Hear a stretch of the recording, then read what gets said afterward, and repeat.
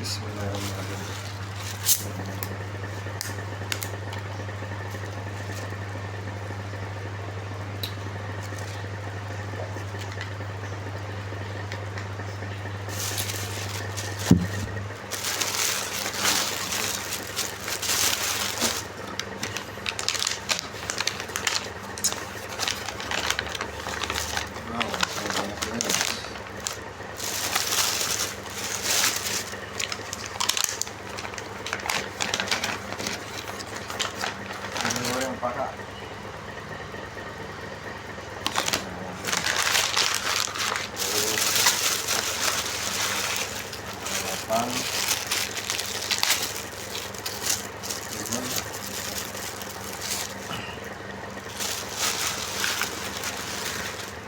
Pakai sambalnya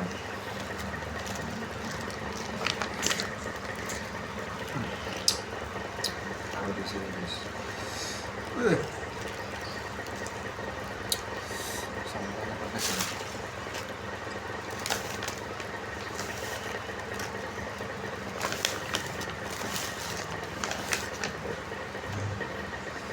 Dengan membaca Bismillahirrahmanirrahim, mari kita buka apa namanya?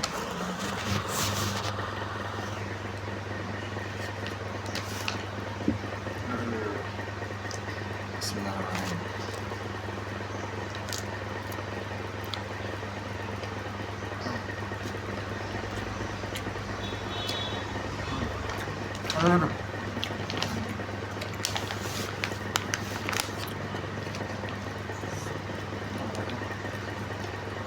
Sambalnya enak,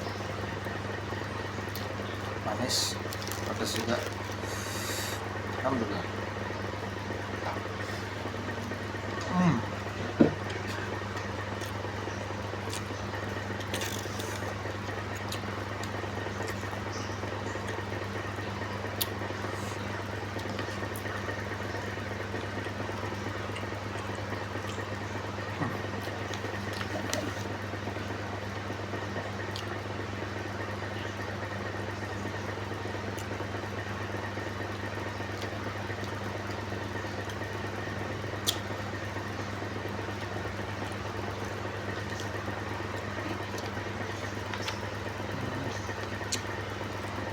Kali ini yang pengen gokil pendapurnya adalah Mas Levo.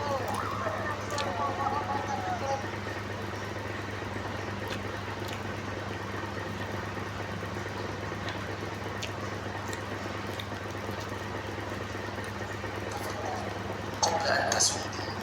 Bisa juga qobla tasawwadu. Belajarlah sebelum engkau jadi pemimpin. Salah satu sebabnya adalah karena kalau sudah jadi pemimpin tidak ada waktu lagi karena banyak urusan.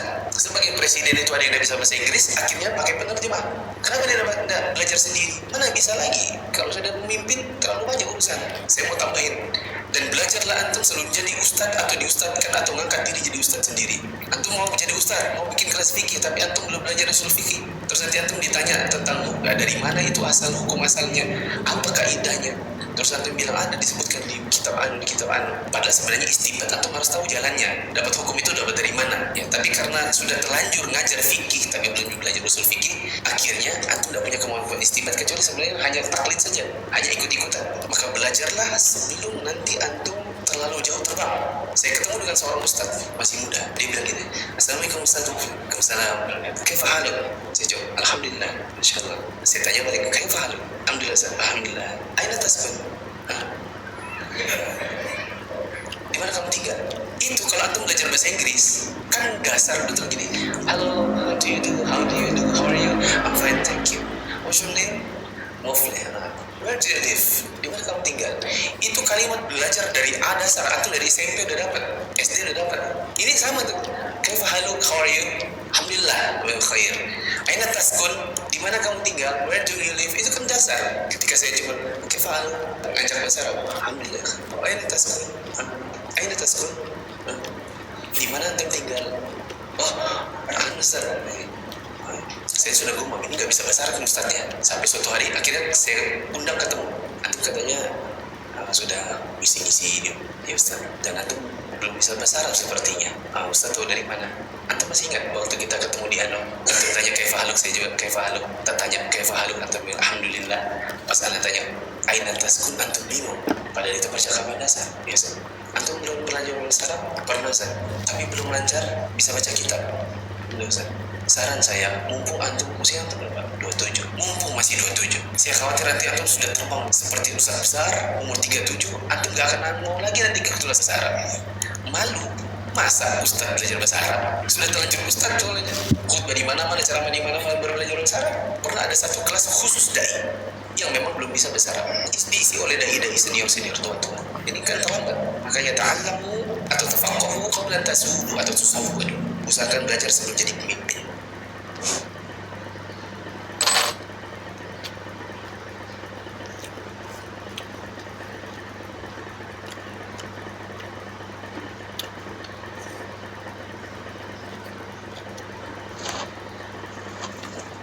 Bismillahirrahmanirrahim. Assalamualaikum warahmatullahi wabarakatuh. Alhamdulillahi rabbil alamin. Wassalatu wassalamu ala rasulillahil karim, nabiyyina wa sayyidina Muhammadin wa ala alihi wa sahbihi ajma'in, wa ba'd. Saudara-saudariku, apa kabar? Saya Adi Hidayat menyapa kembali teman-teman melalui channel YouTube Adi Hidayat Official. Alhamdulillah, kita sangat bersyukur dianugerahi limpahan dan anugerah rahmat Allah Subhanahu wa taala yang bahkan telah mengantarkan kita pada momentum indah Idul Fitri 1445 Hijrah dalam nuansa berlebaran dan masih dalam suasana fitri itu. Perkenankan kami menegaskan kembali untuk mengucapkan selamat dan mohon maaf dari segala macam khilaf yang tentunya. Jadi semuanya satu paket. Ketika yakin pada Tuhan, konsekuensinya menyembah Tuhan, lalu hasil dari standar keberhasilan ibadah ini kepada Tuhan yaitu bagaimana bisa dipraktikkan dalam konteks berkehidupan dengan makhluk Tuhan yang lain, baik dengan manusia, binatang, ataupun juga tumbuhan serta lingkungan-lingkungan kehidupan kita yang lain. Nah, 3 hal ini yang kami catat adalah satu tentang salat, kemudian yang kedua tentang zakat, serta keterkaitan salat dengan zakat.